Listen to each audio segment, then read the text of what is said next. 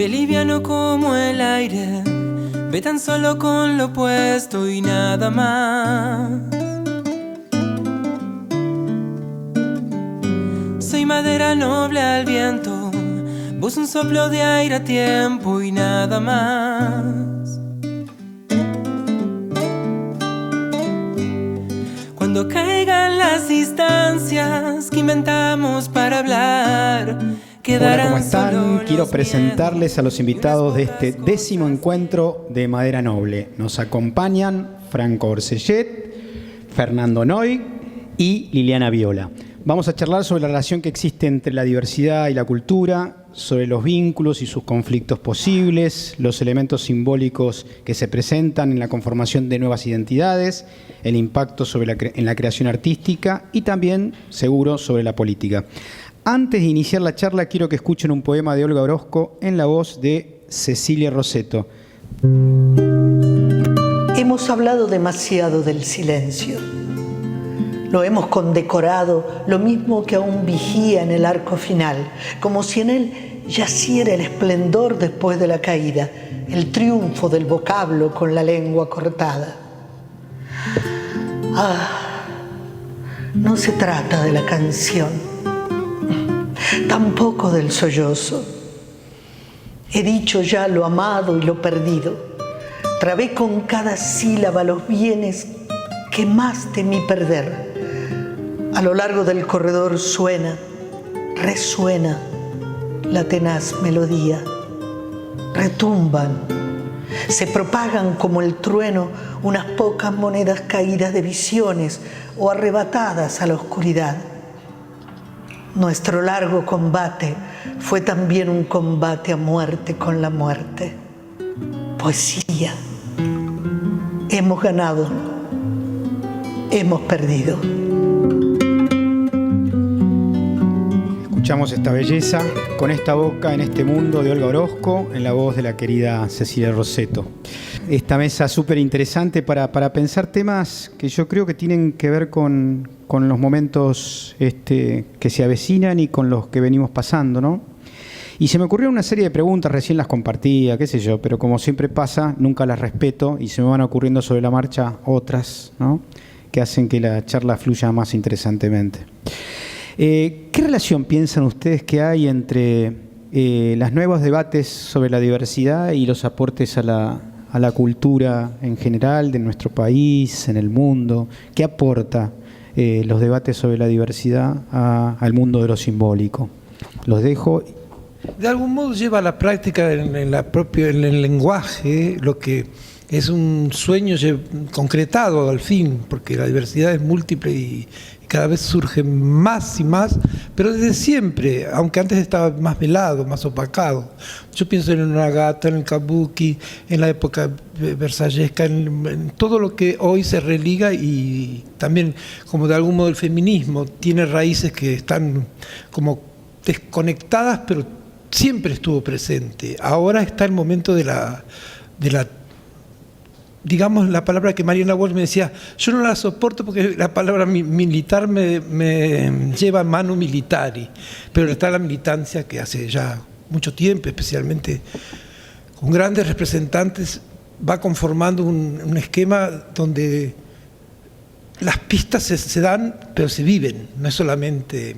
No solamente decir, se piensa, sino se va practicando. Sí. ¿Cómo lo ven, Franco? Yo diría, pensando en el poema que acabamos de escuchar, tanto hemos hablado del silencio, pienso, como piensa él, que es una postura absolutamente histórica y con la que estamos inevitablemente de acuerdo, pero también pienso en la palabra, ahora se está hablando de diversidad, bienvenida sea hablar de esta palabra, pero por ahí deberíamos también detenernos a pensar de qué hablamos cuando hablamos de diversidad. Diversidad no es algo que aporta a la cultura o la cultura le aporta a la diversidad. Diversidad, yo diría, es lo inevitable. en algún momento todos nosotros somos los normales y hay alguien enfrente nuestro que es abyecto, o somos los normales o somos los seminormales y enfrente hay alguien que nos parece extraordinario y decimos, ay, ¿qué es esto? Es la diversidad que va. Pues, qué sé yo, pienso en Oscar Wilde, por ejemplo.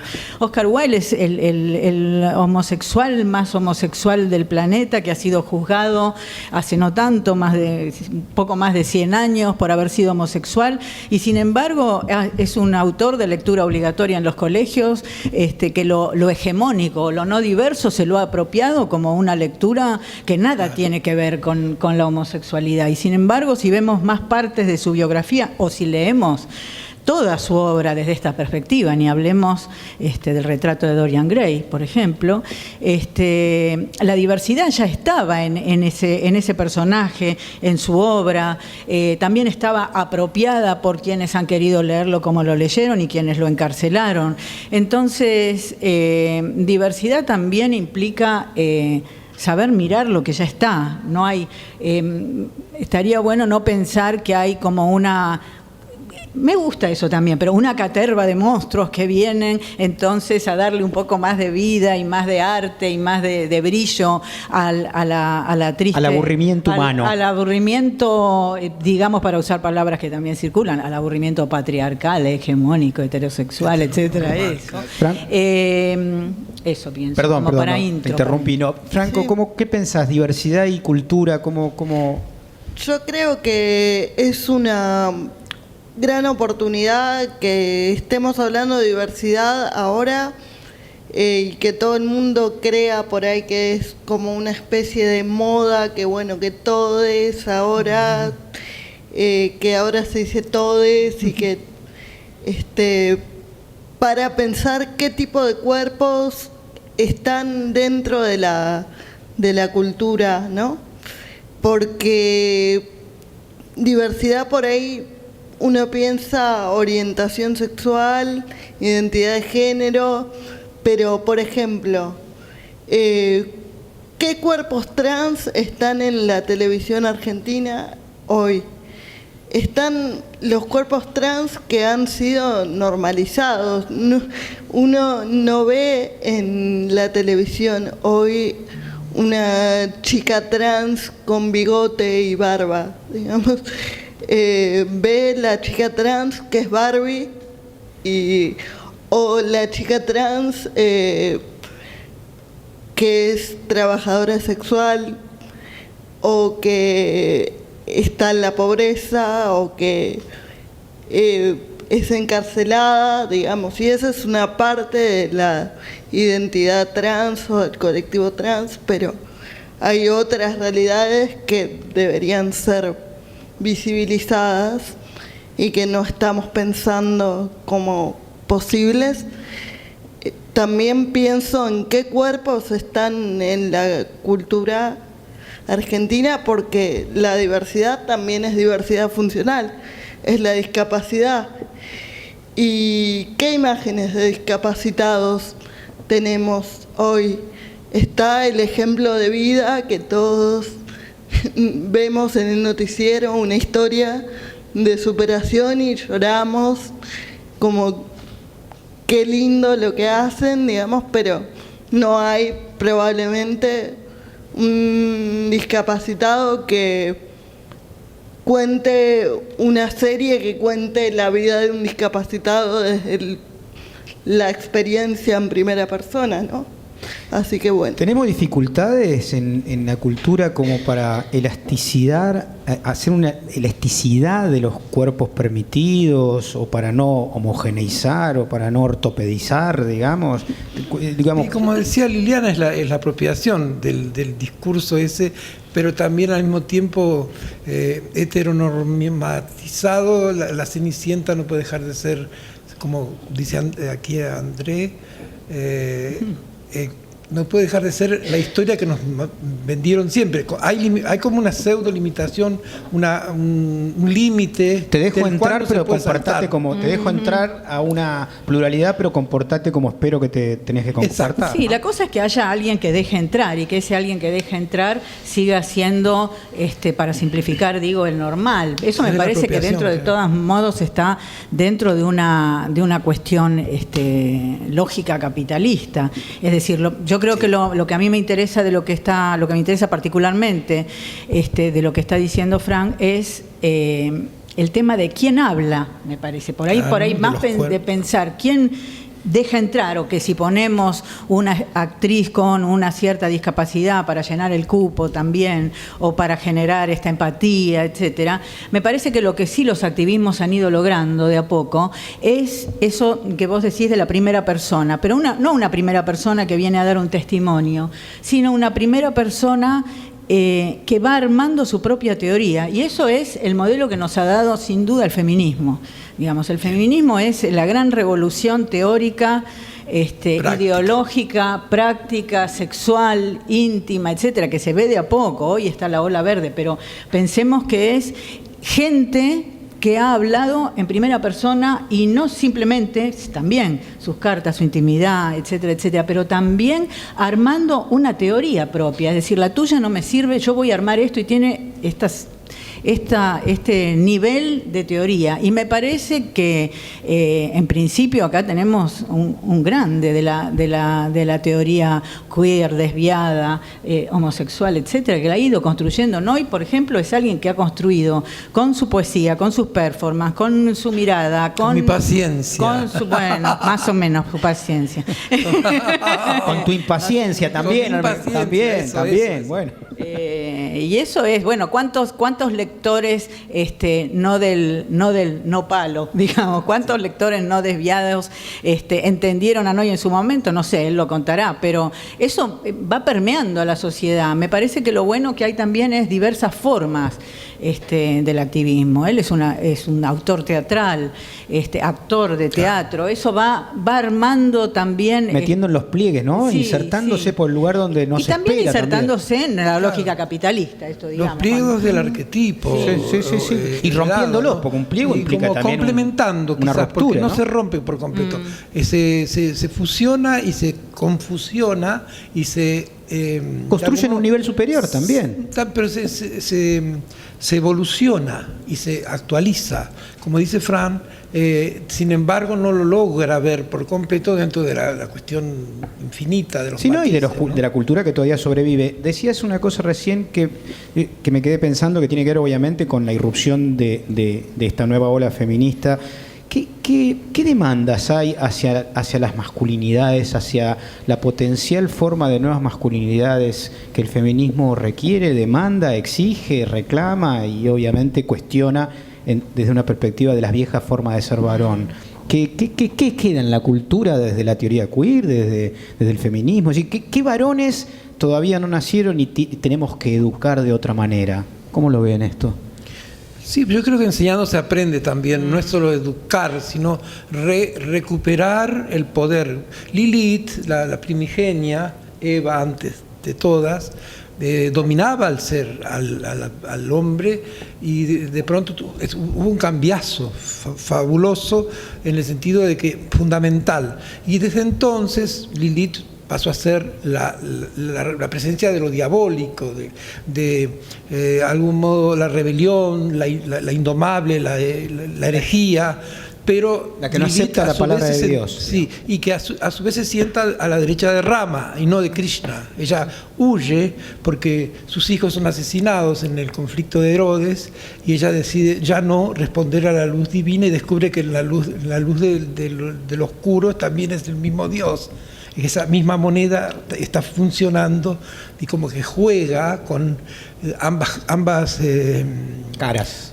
Sí, ambas fases, ¿no? De un mismo juego. Y después la mujer reprimida, la mujer que finalmente salió de esa etapa pero tan infinitamente incomprensible, porque realmente han sido incluso, porque no es solamente una visión patriarcal desde el sentido cristiano, judeo, también hay mujeres y eunucos ofrendados a los dioses, porque no es solo, hay un solo universo, pero no es una sola la luz que los ilumina en cada uno de los casos, ¿no? Y que yo creo que, como dice Lili, el feminismo sigue siendo la llamada de libertad necesaria para que crezca algo donde el hombre vuelva a ser lo espléndido que fue. Y que será, si se ubica, si se atiene al juego, ¿no? Porque yo, como un chiste, siempre digo, quiero escribir un libro que se llame Cuando yo era gay. Porque también en el tema de lo gay que yo viví desde los tiempos de los mataputos y de ser yo mismo una especie de condena ambulante, porque el 204, el segundo H, ser gay era pecado, hasta hoy, que es un país, como dicen, gay friendly, ha habido una evolución tan increíble del sistema que es como haber encontrado al fin un paraíso, pero no nos podemos quedar en eso simplemente. Entonces yo a veces pienso que cuando yo era gay, y nunca lo dije como tal, porque nunca fui gay, siempre fui puto, quizás creo que sí, tengo un honor rarísimo, y lo sé que es seguro, de haber dicho, no soy gay, soy puto el primero de todos, junto a Batato, a Urdapilleta y a otros famosos periodistas de la radio. Pero lo decía porque la palabra puto a mí desde chico me había sonado tan mal y me había hecho llorar lágrimas de semen, no de sangre. Yo escuchaba puto, puto, puto y decía, pero ¿por qué me resuena tan mal? Hasta que la fui dando vuelta, la fui asimilando, la fui acumulando, la fui... Hiciste un emblema del estigma. Y dije, no, yo soy puto, pero a buena honra. Y así fue. Y sucesivamente, creo que las variaciones, las mutaciones son las que nos van llevando a reencontrarnos de algún modo. El reencuentro con esta cuestión del... ¿Esta sociedad es más gay friendly que mujer friendly? Pregunto. Yo creo que sí. ¿Sí? Yo creo que sí, porque en realidad, no sé, por ejemplo, desde el lenguaje mismo, toda la pelea que hubo para aceptar que Cristina era presidenta y no presidente, era como, bueno, no, pero las palabras que terminan en ente no tienen género, pero todo el mundo dice sirvienta y no hay duda. En cambio, no sé, pienso, ¿no? También en el colectivo LGBT, si alguien dice que es gay, bueno, perfecto, pero si una mujer dice que es lesbiana, ay, qué fea palabra, que tienen un día aparte para la visibilidad lésbica, porque está totalmente invisibilizado también el ser lesbiana, porque es como, bueno, es gay, no, es lesbiana. Y no, me parece que hay como una especie de machismo en todo eso. Incluso en los pliegues. ¿Vos qué pensás con respecto a esto? No, me parece que podríamos decir que lo que han sufrido los gays, lo han sufrido por femenino, me parece, por portar lo femenino. Exacto. Entonces, iba a decir, no sé si es más... bueno, obviamente que el estigma contra las mujeres es más peligroso porque es más solapado. Creo que esto es lo que está pasando con esta ola verde, que las mujeres y los hombres también se empiezan a dar cuenta de ciertas cosas que se han vivido como absolutamente naturales y no lo son. Pero me parece que lo que sí está estigmatizado y lo que más se percibe es lo femenino en general, el carácter femenino que lo porta la mujer, pero que también lo porta el gay. Por eso es más perverso o más vergonzoso el gay que denominamos, perdón por la etiqueta, pasivo, ¿no? En el acto sexual, el que recibe es más abyecto que el otro, que no es tan gay, Digamos, eso naturalmente es una alta ridiculez. Yo que fui una pasiva te digo que el otro puede no ser gay y ser tu macho y después decir a la mañana acá no pasó nada y se va con su esposa y sus 3 hijos.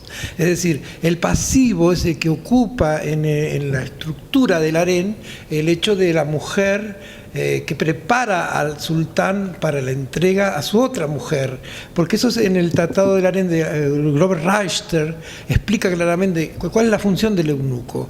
El eunuco no solamente está allí para cuidar a la validé, que es la reina de reinas, que es la madre del sultán y las madres de la favorita, la jequesa, y también está para prepararlo y ungirlo y embadurnarlo para entregarlo en la noche nupcial ya erecto a la favorita, ¿no?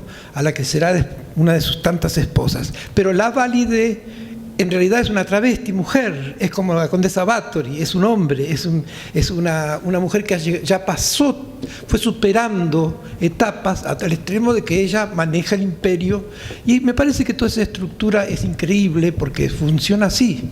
Y hay muchas mujeres que no son lesbianas hasta después de un largo tiempo, que es como si hubieran logrado iluminarse dentro de la propia iluminación, porque no se detiene el hecho del aprendizaje de sus propias necesidades y secuencias. Por eso la palabra lesbiana tiene una resonancia tremenda, pero también un corto vuelo hasta que de pronto se transforma en algo que simplemente es amor también, ¿no? Es pasión, es fervor.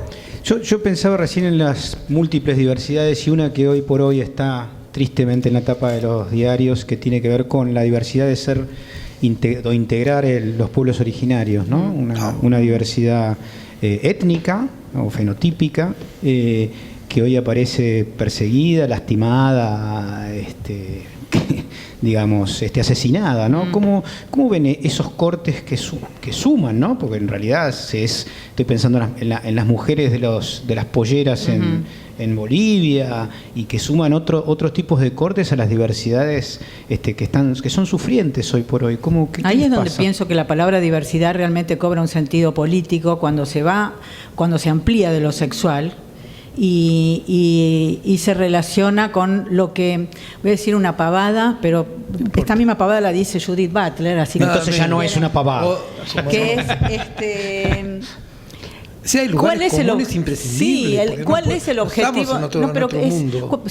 ¿Cuál es el objetivo? Vuelvo a la primera pregunta, diversidad y cultura. Bueno, yo diría, y ella dice, ampliar el espectro de lo humano. ¿Qué quiere decir con eso? Todo lo que estás diciendo, indígenas, discapacitados, negros, migrantes, pobres, están dentro de un plano de lo que se atreve una mayoría a considerar, aunque no lo diga, no humano. ¿No humano en qué sentido? En que no merece una serie de cosas relacionadas con la vida digna que los demás sí. Esto suena como muy así, pero en realidad eso sería la defensa y el trabajo con la diversidad. Es decir, ampliar, ella lo dice con esta palabra, la vida vivible. Es decir, lo que merezca ser vivido. Entonces, por ahí que podría ser una especie de imperativo kantiano, nuevo, que es decir, bueno, las mujeres, ¿qué le reclaman a los hombres? Le reclaman poder vivir, en principio. Pensar que la no las maten, en principio. Empieza con el que no las maten. Sobrevivir, por lo menos, también. Y si lo ampliamos, diríamos, ¿pero qué es una vida vivible? Y bueno, que ese señor también la pase bien y que no esté obligado a ser el macho de la casa, el que si no golpea no es tan macho, el que si la mujer se le va deja de ser macho, y si hay una indígena tiene que ser su mucama, etcétera. Digamos, esas son pequeñas cosas a las que, claro, el que tiene el poder está acostumbrado y le parece bien, pero que si revisa un poco, no la pasa bien tampoco. Se necesita un corte de humildad y de objetivación muy fuerte a veces, porque la naturalización se lleva a que uno no pueda muchas veces dar vuelta a esa situación, ¿no? Que hay un lugar de naturalización de la realidad que algunos sujetos, yo pienso por ejemplo en lo de Bolivia, ¿no? Lo escribía el otro día, digo, lo que les pasa a mucho de la gente que hoy está en el poder boliviano, decir, bueno, ¿cómo puede ser que los indios crean que son seres humanos como yo? Si los indígenas son seres humanos humanos como yo no tengo tanta validez como pensaba, soy un subhumano porque no le reconozco a los pueblos originarios esa humanidad, los deshumanicé, ¿cómo voy a ser yo igual a algo que está deshumanizado, ¿no? ¿Cómo lo ves, Franco, eso? Es como que tienen que hacer un proceso de construcción obligatoria. Tienen que volver a rehumanizar a los pueblos originarios y no quieren hacerlo. Es como algo así como una especie de... Sí, xenofobia, porque en realidad son como extranjeros para ellos, son totalmente otros, pero la política les obligó en su momento a rehumanizar a esos pueblos originarios y ahora vino la revancha. Claro, se está legitimando la deshumanización. Claro, pero los pueblos originarios, tanto como los pueblos donde yo viví 10 años en Brasil, dentro del candomblé, los mitos, no tratan al diferente, al LGTBQI, lo que fuere, como algo malsano. No, para nada, al contrario. Por ejemplo, yo escribí para el SOY la historia de Oxumaré, que es el dios absoluto de los lo hemos leído, afro-baiano, que es el dios del arco iris y es el que logra de algún modo establecer esa fuerza de poderío místico y que es muy venerado. Yo cuando entrevisté también para el SOY a Ney Mato Grosso, él me contaba que ya las marchas del orgullo gay no le parecían tan importantes porque era el momento en que habría que pensar que eran mayoría. Somos mayoría en Brasil, Fernando, se vio eso. Pero si no, y él lo dijo con una profecía que no fue traducida ni llevada al papel, pero me lo dijo, si no va a aparecer un monstruo en cualquier momento que va a tomar todo. Y fue una profecía increíble, piel de vagina, mira, ya aparece Bolsonaro. Y sucesivamente lo mismo. Ayer o antier, esta impostora en Bolivia dijo, yo soy descendiente de europeos y no tengo nada que ver con los pueblos indígenas. Todo parte de una expropiación, porque al comienzo de todo era de ellos este universo. Pero también es una expropiación de identidad para conformar la propia. Es decir, claro, hay una necesidad, en paz, hay una necesidad. Yo no voy a criticar, todos la critican porque se tiñe, pero la verdad, pero la afirmación de, bueno, yo soy noruega, por ejemplo, solamente se puede seguir justificando si mato indios, porque realmente si no, y lo mismo digamos para el machismo. Solamente podés soy varón y maltrato a las mujeres. Si eso está dentro de la construcción, no hay modo de sacarlo. Lo que ha ocurrido acá es, y que yo creo que es así, los subalternos realmente no es que se han revelado simplemente, han ido construyendo, como dije antes, una teoría, un modo de vivir, han ido conquistando leyes también, conquistando miradas desde la comunidad internacional, entonces realmente se hace más difícil.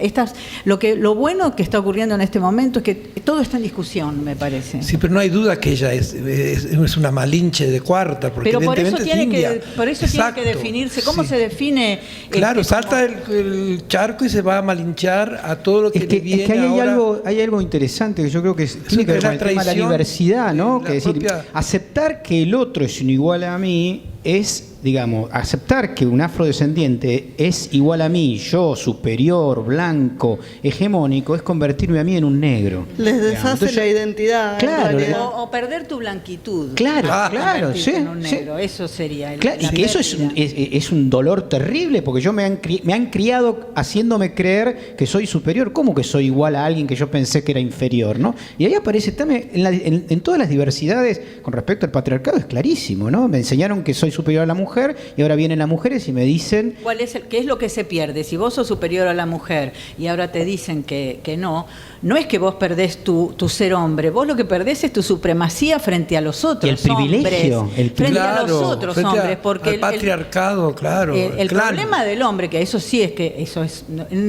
Obviamente el feminismo no viene a enseñarle a los hombres nada y es lo único que les faltaba. Están asimilando mucho también, lo están logrando. Pero por ahí lo más interesante y lo más amable para que pudiera comprender la población masculina o masculinizada, es justamente esto, que la lucha está entre sus pares.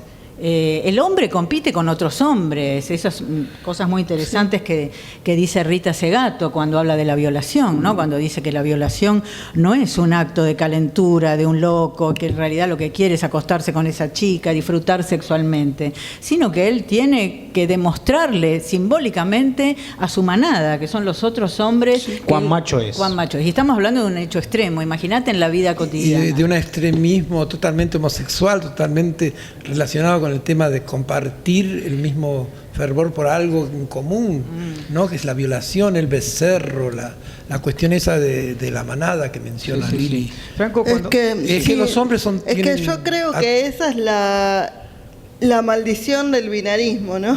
Porque estamos todos criados en una lógica de la diferencia, ¿no? Entonces, si no soy mujer, tengo que ser hombre y tengo que tener ciertas características que casi siempre incluyen someter a la mujer, destruir, como es la lógica, digamos, de la diferencia en el populismo, que sería destruir al otro que no... el chivo expiatorio. Claro, sí. Destruir a la mujer, destruir al indígena, destruir al pobre, y no hace a la construcción de la propia identidad desde algo positivo, ¿no? Claro.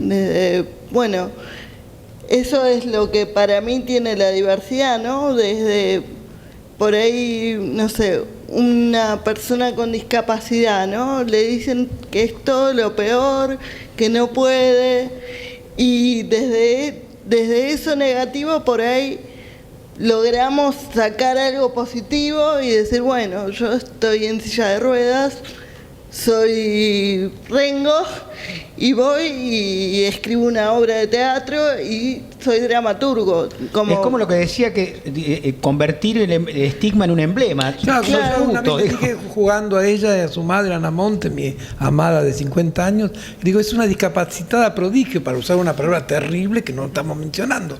Pero esa palabra, la discapacidad también viene de afuera, no la tiene ella, ni la tiene nadie, ni yo la tengo como trola que soy, vieja trola, y creo justamente que del lugar que proviene especialmente esto no es solamente de lo social, sino de la Iglesia, claro, de los vínculos con la cuestión satánica de la Iglesia, ¿no? A lo que me refiero es que igual el colectivo LGTBQ o les discapacitadas o les indígenas o la identidad diversa que sea, no tiene en sí mismo, salvo excepciones, el intentar destruir a un otro, ir a destruir al blanco, ir a destruir a otro para construir su propia identidad. Es, digamos... pretende ampliar lo humano, claro, no necesita destruir a nadie para ser parte de la vida, digamos. Claro, y del otro lado siempre se encuentra el que intenta construir su propia identidad por sobre nuestras identidades, digamos que... Sí, eso lo escuché algo de esto en relación a Bolivia, y también se lo decían activistas en la década del 80, en el momento del VIH-Sida, que es otra bomba atómica, ¿no? Para al hablar deseo, de eso, puesta sí, por manejada, ¿no? Sí. Muy similar a justamente a lo que decías vos, que me pareció re interesante, que sí, están las grandes luchas de las diversidades, abyectos, gays, travestis, etcétera. Son las únicas que no han metido bombas, y el feminismo incluido.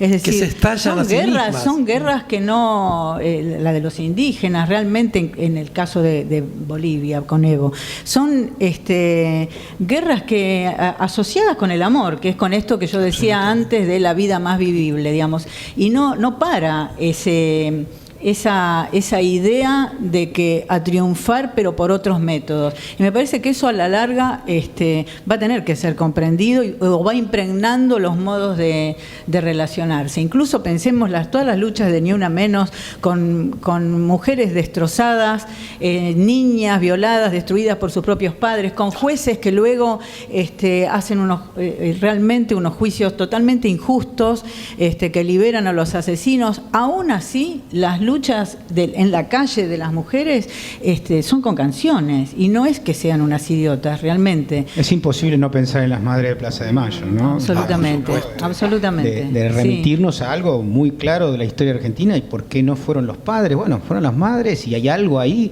que evidentemente, más allá del tema del secuestro, obviamente se suponía que a las madres no le iban a secuestrar y que por supuesto también las secuestraron, etcétera, etcétera. Bueno, tenemos como una historia en nuestro país donde el rol político desde Evita, con una gramática de la paz, ¿no? De Eva, total. Sí, una gramática de la paz. Eso me parece que es implacable, porque hay razones para salir además a matar, la verdad, y sin embargo... Yo tengo unas cuantas, digamos. Pero quiero que también hay un juego atrás que no se sabe bien, pero que es una cierta manera de esconder el canon de placeres, porque justamente los indios son los dueños de la patria quemada. Pero yo escuché a Daniel Ballester el otro día entrevistando a Eve de Bonafini, y yo escuché 5 veces el programa, porque en 20 minutos Eve te hacía una síntesis tan increíble, te llevaba no solamente a los conflictos nuestros, sino a Siria. Decía, ¿por qué no somos, si somos la misma especie, estamos sufriendo lo mismo? Es la, como diría Silvia Plath, es la patada sobre la cabeza del amo, papi, duro papi, que al fin y al cabo toda mujer adora a un fascista, dice Silvia Plath. La cabeza remitiéndose contra el piso. A su padre. Claro, es cuando en ese poema justamente, porque el origen nazi de su padre a ella la termina exterminando. O sea, tampoco ella sobrevive a eso. Es decir, ahora estamos de nuevo en un laboratorio en primero inferior, porque lo que está pasando en Bolivia, en Chile, en diversos espacios que no dejan de ser el mismo golpe, la misma patada de recuperación, no solo simplemente de lo humano, sino de los poderíos, por ejemplo el litio que han descubierto, etcétera, etcétera. Entonces es terrible lo que está pasando. Por algo siempre nosotros en vez de underground decíamos engrudo, porque odiábamos al yanquilismo. Por más que nos gustara el perfume Christian Dior, Cristo Dior, pero decíamos ni Dior, que ni Dior lo permita. Pero no era, es como que yo siempre le decía a Lili, y siempre lo propongo, creo que dentro de nosotros hay como una patria que no tiene límites, no tiene banderas, y son la misma especie en todo el mundo. Como un poema de Saint-Jean-Père que dice, las olas del mar son el mismo mar que vuelven y vuelven. Sí, y yo retomo un poco eso. Y esa es la injusticia que porque hay una parte ahí que ponías vos que tiene que ver con la mente colonizada, ¿no? Digo, ¿no? Con esto del idioma. Lo que están intentando otra vez. Y del idioma y digamos, eso que habitualmente en los últimos años se llamaba la batalla cultural.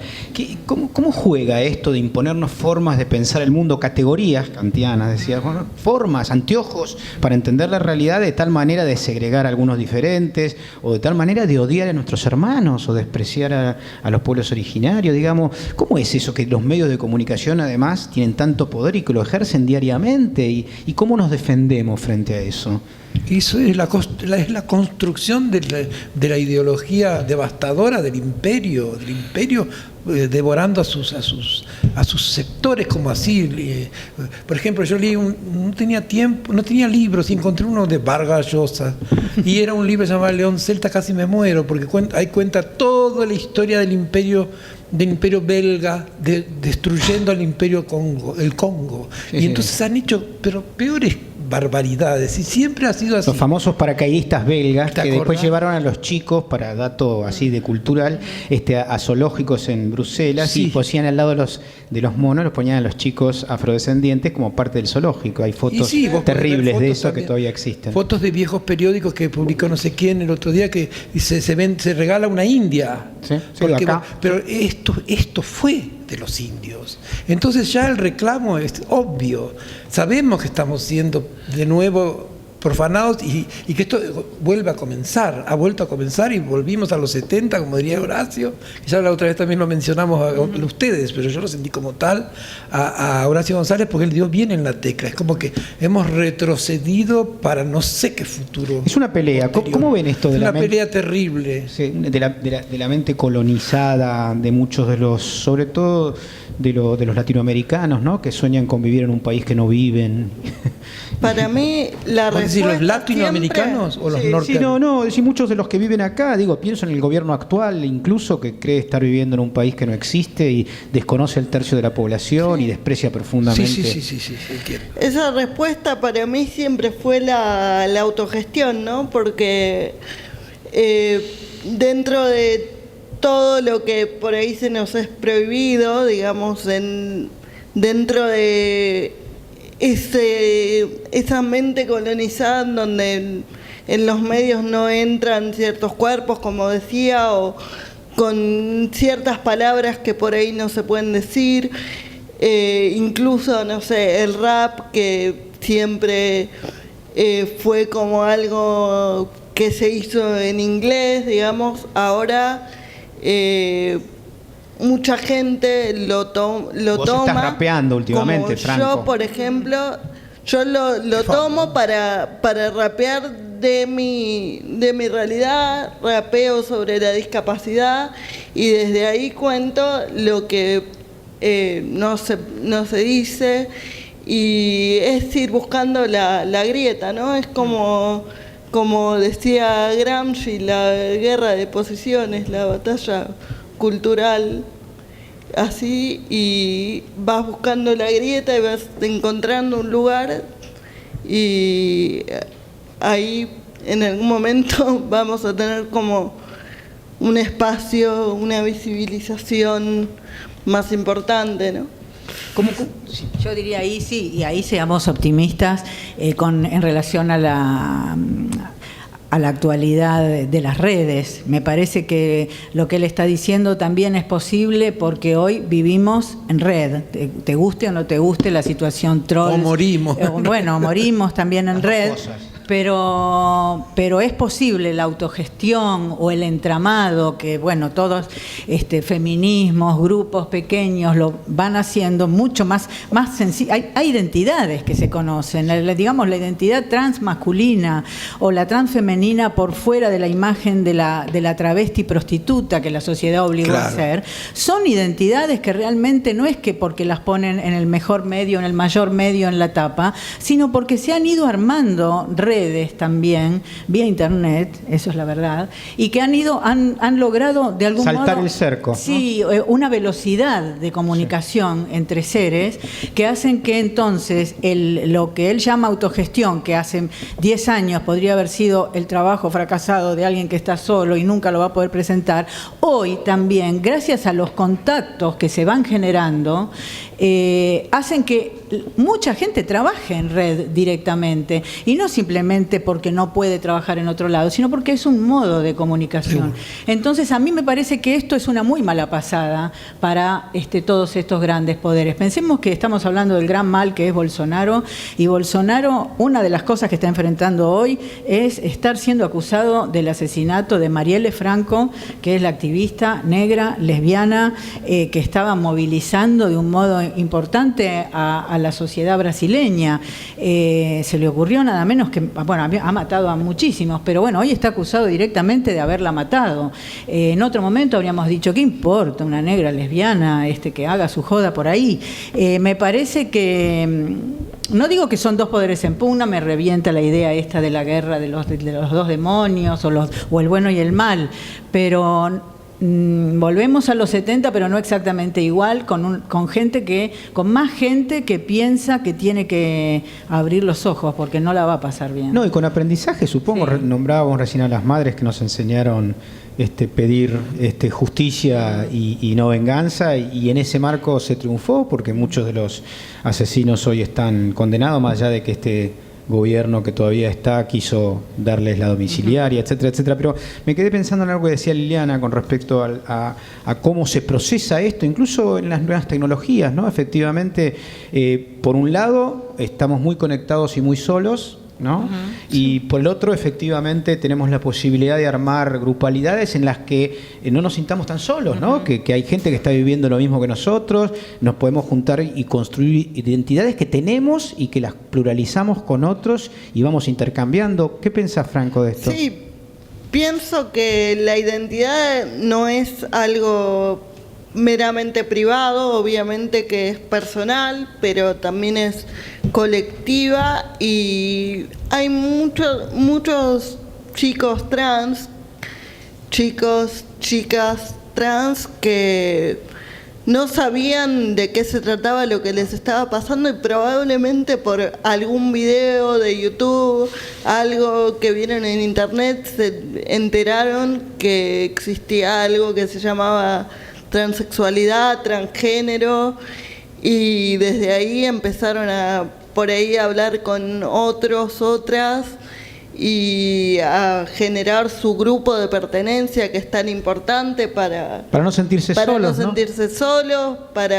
sobre todo para chicos jóvenes, adolescentes, que por ahí todo lo que viven en otros ámbitos no está tan bueno, y se fueron generando militancias y situaciones muy buenas, pero sobre todo yo creo que para visibilizar el tema cultural es re importante, porque yo desde lo personal por ahí a mí me decían que no podía estar en una obra de teatro, o que no iba a lograr lo que quería lograr, y fui, lo escribí y lo hice, pero por ahí sin las redes y sin Instagram, sin Facebook, no hubiera podido tener el público que tuve, que me fue muy bien, sí, digamos, pero eso.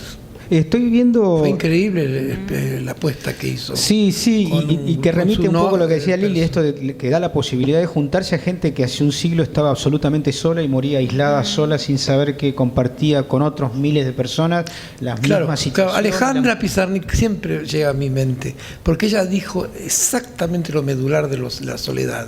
Ella dice, la soledad es no poder decirlo. Claro. Es por no poder darle un nombre, por no poder circundarlo, por no poder no hay palabras todavía. Sí. Y ahí, como siempre, ¿no? Así como una gran filósofa poeta, ella en su diversidad transexual, ella estaba más allá del sexo, más allá del tren y del mar, como pero de algún modo. Claro. En algo que dijo él también se ve justamente eso, porque eso fíjate que él dice, chicos que se dieron cuenta que existía, supongamos, la transexualidad. Entonces diríamos, ¿existía la transexualidad? No existía la transexualidad. Se fueron reconociendo, es decir, existía el hombre y la mujer. Que otro decía también. Lo que quiero decir es, no es que no solo no existía la transexualidad, sino que se fue compartiendo, sino que tampoco existía la mujer y se fue construyendo, claro. Y tampoco existía el hombre, y por eso esto de las siglas que siguen aumentando, porque es un modo de mirar. El otro día Marlene Guayar, una activista trans, me pasaba un libro donde se releía el famoso mito de las Amazonas. Siempre hemos tenido la idea de la Amazona como esa isla de las mujeres poderosas, combativas, etcétera. Bueno, hoy se está releyendo la posibilidad de que no fueran mujeres, sino que fueran trans, en realidad. Puede ser. Sí. Bueno, hay todo un estudio muy interesante que relee esa mirada en relación a varios datos que dirían, bueno, hoy serían consideradas travestis esas mujeres. Bueno, Drácula es considerado por Madame Báthory un hombre, una mujer en realidad, no es masculino. Pero eso también es un vaivén de posibilidades para potenciar el hecho de que todas las amazonas son de algún modo Lilith, la que se revela al falo instituido, aunque el falo instituido también a veces resulta precioso y sabrosísimo. Eso también es una dualidad rarísima. Estoy pensando en cosas que están sucediendo en Chile, donde hay una escena político-cultural muy fuerte en las calles. Sí. con una carga poderosísima de arte y de performática, ¿no? Sí. Y evidentemente diversidad, muchas mujeres, pienso en una escena terrible que hicieron con respecto al tema de la violación, terrible al mismo tiempo artísticamente maravillosa, ¿no? Sí, ¿qué aporta la diversidad o qué puede aportar o qué se les ocurre a ustedes que se puede aportar al mundo artístico? Estoy hablando con un artista y con un poeta, pero digo, ¿qué es lo que falta todavía? ¿Qué más podemos agregar desde el teatro, desde el periodismo, desde la cultura, desde la literatura, poesía, etcétera, etcétera, para visibilizar esto, ¿no? Yo creo que se hable de realidades y desde la primera persona, como decía yo, por ejemplo, que una persona con discapacidad hable de sus temas. Por ejemplo, mi primera obra se trató de dos personas con discapacidad, usuarias de silla de ruedas, que se encontraban por las redes sociales y se enamoraban, y bueno, ahí qué pasa con estas dos personas cuando se encuentran y ven que las dos están en silla, pero es una realidad que pasa. Y también, y que la gente no se pregunta qué pasa con la sexualidad de estas personas usuarias de silla de ruedas, probablemente piensen que no existe o que no se puede o la niegan, y que eso se vea en un teatro es muy fuerte desde la puesta en escena. Como lo que decías vos, de que la violación fue una escena por ahí terrible, pero muy linda artísticamente. Pueden ser escenas muy fuertes, y sobre todo que van a hacer pensar a la gente.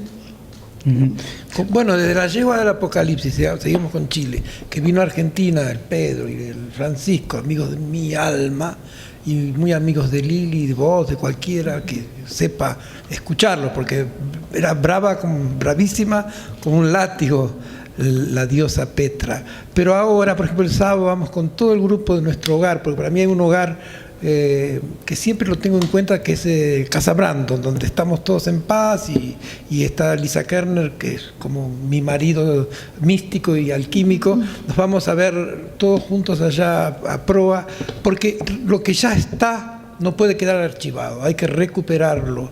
Y por ejemplo, ponerlo en valor, digamos. Claro, ponerlo en valor, exacto. Pero por ejemplo, Pedro Lemebel da la gran profecía cuando Michelle Bachelet lo va a visitar a su clínica, y después él le dice a los médicos que quiere decir sus últimas palabras de un modo, digamos, ya preparado, con su enorme poder de poeta, ¿no? De gran poeta.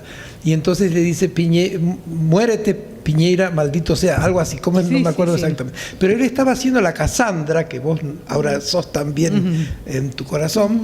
Él era la profetisa de lo que se vino, esta libanización, este espejo quebrado, que es increíble cómo el presidente de ese país, ese Piñera, que él ya había destrozado con su mayéutica, digamos, hoy comete los mismos errores, habla con un tono, es increíble como si no pasara nada. Cree que porque les dé 2 mangos más para el subte, o porque ahora empieza a ceder, va a permitir que esto se detenga. Yo creo que no se va a detener jamás, hasta que él no esté más en el poder. Él tendría, porque él es como un Alibaba traidor, dice, que renuncie todo el gabinete, pero él no.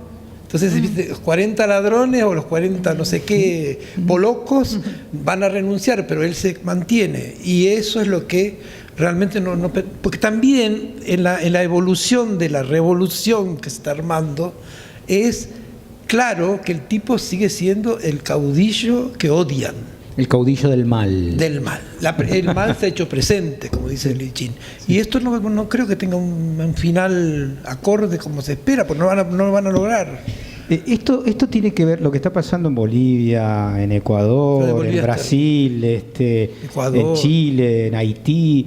¿Es algo de América Latina para el mundo o es algo que tiene que ver con el neoliberalismo, la globalización y algo que se puede asimilar a lo que pasa, qué sé yo, en Líbano? ¿O hay algo propio, hay algo Hay algo acá de la mixtura de acá. La verdad que no me siento capacitada. Yo creo para que intentan recuperar lo que vieron que se les fue de las manos. Como yo te decía hoy que el SIDA era la atómica del deseo, y yo le preguntaba a una amiga que había leído mucho sobre el tema en Bahía, Niña Franco, y ella me decía: Dios, patria y hogar quieren ellos, no soportan que hayan saunas con 50 hombres haciendo el amor, no soportan el harem, no soportan la fiesta, y quieren Dios, patria y hogar, pues si no, ¿cómo dominan la estructura? Claro, además el gay es poderoso y visiguam, hay que tratar. Entonces nace esa, también otra gran feminista extraordinaria, mujer que yo conocí hace 30 años, y ella ya era en ese tiempo precursora, Rosmarie Muraro, que es una teósofa de la liberación. Es decir, ella acaba de fallecer, su editorial en la que publicó a Leonard Boff y toda la cuestión del tercer mundo, de la iglesia del pueblo, porque ella es una mujer que cree absolutamente en Dios fuera de las iglesias. Y fue la mujer, el mito hoy en Brasil del feminismo absoluto, ¿no? Pero entonces Rosmarie Muraro no tiene comparaciones, porque es como, sería la otra cara de Eve. Ella lucha desde la ternura, desde su posición creativa y constructiva, y lo logra, porque en realidad lo que nos quieren sacar es de nuevo nuestra identidad para manejarla, nada más. Traías recién la religión, ¿no? Dios, patria, hogar. ¿Te puedo robar champán? Sí, por supuesto. No, y pensaba en lo que está sucediendo en Bolivia con la utilización de la religión por parte de la actual pero no viste autoproclamada presidenta, el escudo pero de también, Cristo ahí. Sí, la Biblia, etcétera, etcétera. Bueno, ¿cómo funciona esto? Y bueno, ellos profanan el propio Cristo que tocan, porque eso no es. Yo también.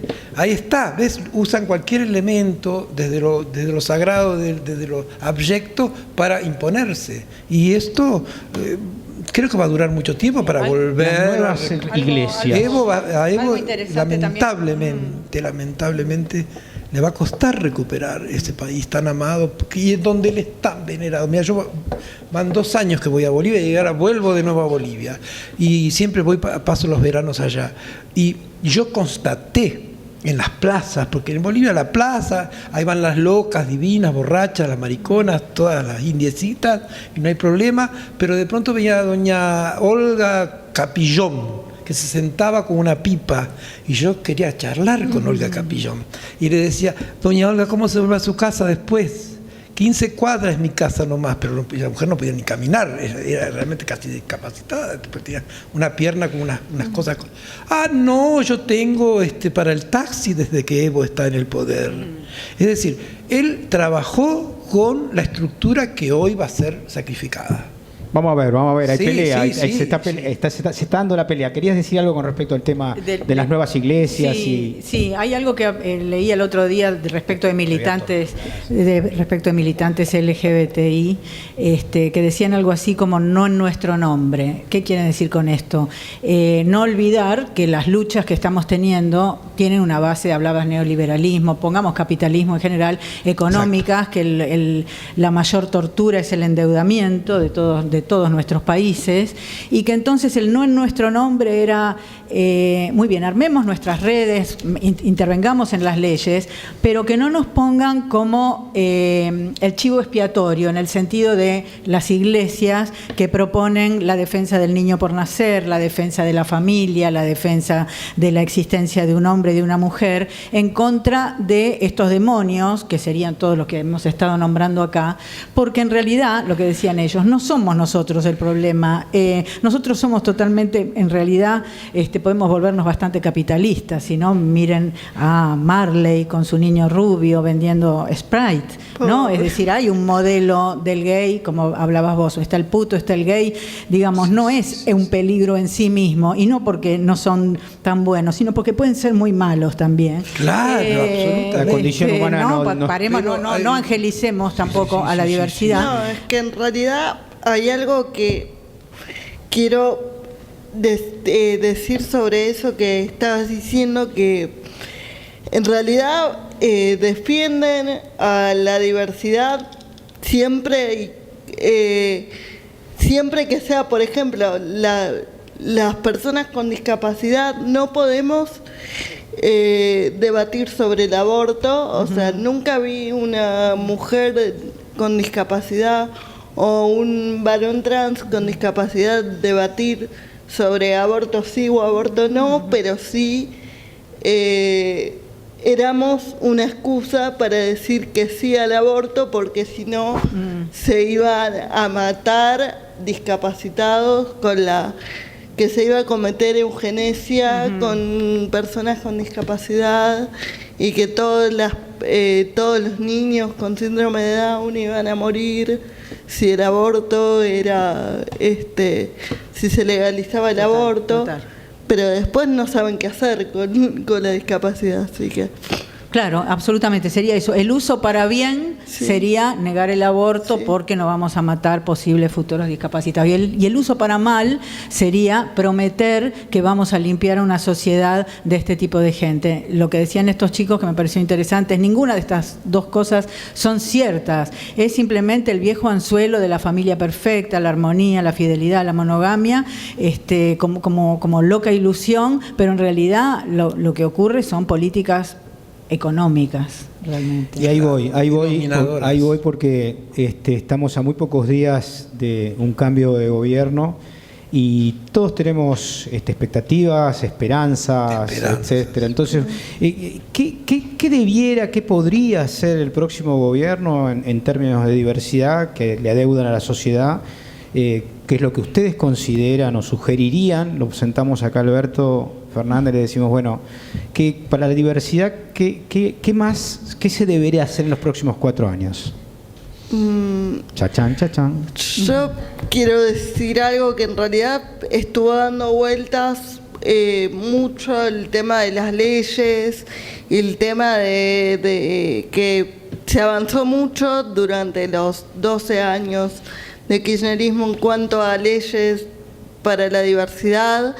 Pero para mí, la verdad que no es suficiente si no hay una real conciencia de la diversidad, porque, por ejemplo, la ley de identidad de género está vigente, pero bien gracias, porque, bueno, esperemos igual que cambie con el nuevo gobierno, pero bien gracias, pues en realidad... los tratamientos hormonales nos están entregando, que es una de los componentes de la ley que nos está cumpliendo. El cupo laboral trans es súper importante para que haya una inclusión real de las personas trans, porque si no, siempre vamos a terminar en la imagen de la trans prostituta o de las personas trans viviendo 35 o 40 años porque realmente no acceden a la salud, al trabajo, a lo que sea, y terminamos diciendo que lo que mata al colectivo trans es cierto tipo de tratamiento o no, y lo que mata es la exclusión. Lo que estaría diciendo Franco es que se cumpla la ley, claro, que no se está cumpliendo. Que se cumplan las leyes que hay, aprobada. Que se cumplan las leyes que hay aprobadas, y no por ahí no pensar en, bueno, qué nueva ley podría haber o qué... Afianzar lo que existe. Liliana, ¿cómo lo ves? Lo que existe gracias a ellos, porque justamente es en esa etapa anterior que surge este reconocimiento. La amada nuestra Loana Berkins hablaba respecto a todas las posibilidades increíbles de recuperar derechos, pero también me decía y nos decía algunos que lo final era también el hecho económico, que el puto, el travesti, el trans también tuviera acceso a su dinero, y que no se lograba fácilmente, porque viste que a un trabajo digno. No solo era el trabajo digno, era cotizar su propia presencia en el universo. El hecho ya de ser, no hablo de planes ni nada por el estilo, sino que tomaran conciencia que no podía ser viva, como también Ney, que decía, yo también, que hagan la marcha del orgullo, me parece genial, pero tienen que organizarse urgente, tenemos que organizarnos, podemos ser presidencia, y si no va a venir un ser oscuro. Y bueno, ¿qué más profético que eso? Liliana. Bueno, les pediría... Liliana editó la nota. O más glam del mundo, ¿te acordás? Total. Les pediría, a ver, bueno, todo esto ya lo pidieron, así que ya. Tenés derecho a pedir, esto, tenés derecho a pedir café. Imaginar, sí, claro. El postre pedilo vos. Primero que escuchen, por ejemplo, que lo hicieron, porque para la ley de identidad de género comenzaron es una ley que está escrita por los mismos activistas. Me parece que eso realmente, que la ley de identidad de género estuviera escrita por gente trans, que les iba explicando a los legisladores, no, esto no lo podés poner así, pues no nos sirve, etcétera. Claro, ayornando. O capacitando. Capacitando, Sí, etcétera. sí. Bueno, eso, en principio que no traten de no hacer medidas cosméticas, repartir cosméticos. Ni sí, recetas previsibles, claro. Sí, repartir cosméticos, no medidas Podemos, no cosméticos, estaría mal. primero, Como ley no lo puedo proponer, no lo podemos bueno, llevar. pero es que no quiero leer. No, leyes ya estamos. Las leyes, no, claro. ya estamos. Escuchar, sin duda, escuchar a esta gente y no escucharlos como, a ver, vení, dame tu testimonio, andá, sino pagar por esto, que es lo contrario de planes. Y ya que puedo pedir algo más, bueno, educación, lo que se llama educación sexual, que es algo mucho más amplio que lo que todos entendemos por educación sexual. Es decir, creo que la educación sexual que no se está dando es algo que yo ni siquiera me la imagino realmente, pero que es algo que va en contra de lo que es la escuela, la escuela sería lo contrario de la diversidad. Y no es que estoy hablando mal de la escuela. No, construir una nueva escuela. Construir una nueva escuela. Hay un lugar golpe. donde entonces no tengamos que llegar así a esta vejez, bueno, acá menos, pero a esta edad, como para poder hemos nacido todos prácticamente en familias heterosexuales, mamando el patriarcado y todas las cosas que estamos diciendo acá, las hemos aprendido con el tiempo. Yo no pensaba lo mismo que pienso hoy. Bueno, ojalá haya niños que puedan nacer pensando así, equivocándose y volviendo a luchar por otra ESI. Bueno, yo antes de empezar le decía que esto va muy rápido, así que lamentablemente vamos a tener que dejar la charla acá en estado musical y así podemos imaginar un recorrido de melodía para seguir pensando y vamos a escuchar a Nicolás Pita cantando el tema Costurera y Carpintero de Gabo Ferro. Nada menos, mirá vos.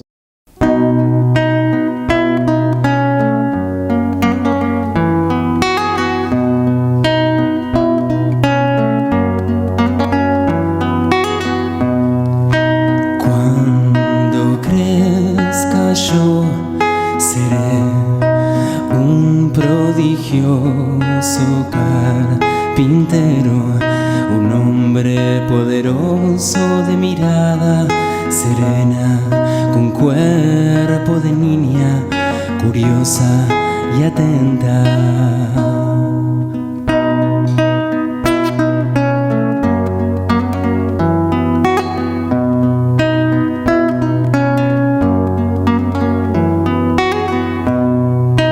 Colmaré mi antojo y construiré para mí mismo mis propias muñecas. Solo con mis dedos lijaré su piel para que guardemos la resina fresca.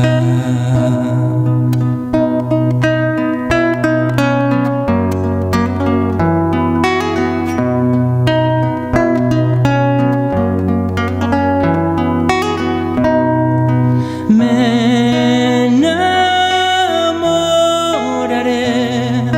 de una buena costurera, una mujer diestra, una buena mujer con cuerpo de niño y manos bien dispuestas. Yo la amaré y la protegeré de todo el terror de la naturaleza. Ella me amará y coserá para mí los mejores vestidos para mis muñecas.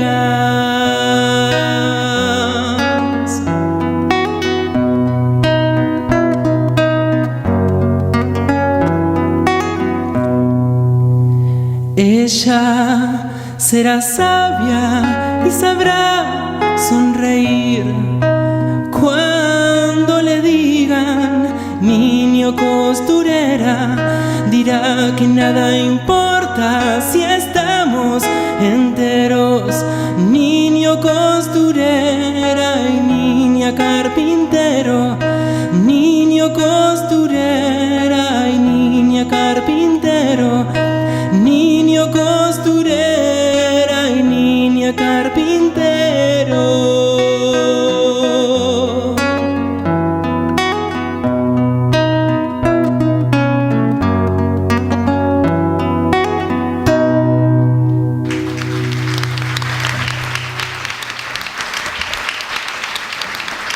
Escuchamos Costurera y Carpintero en la voz de Nicolás Pita. Gracias a todas, todos y todes por haber venido y ser parte de esta madera noble. Gracias Liliana Viola, Fernando Noy, Frank Corsellet. Nos vemos el martes que viene. Muchísimas gracias.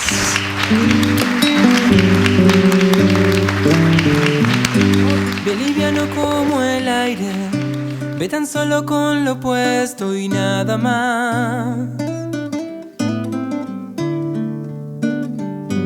Soy madera noble al viento, vos un soplo de aire a tiempo y nada más. Cuando caigan las distancias que inventamos para hablar, quedarán solo los miedos y unas pocas cosas que traerán a la memoria que nuestra desigualdad no es una verdad tan cierta, sino una conquista más. Enciende todo como el fuego, sé brillante como el agua y nada más. Soy la brisa que despierta, vos el sol cuando acaricia y da calor.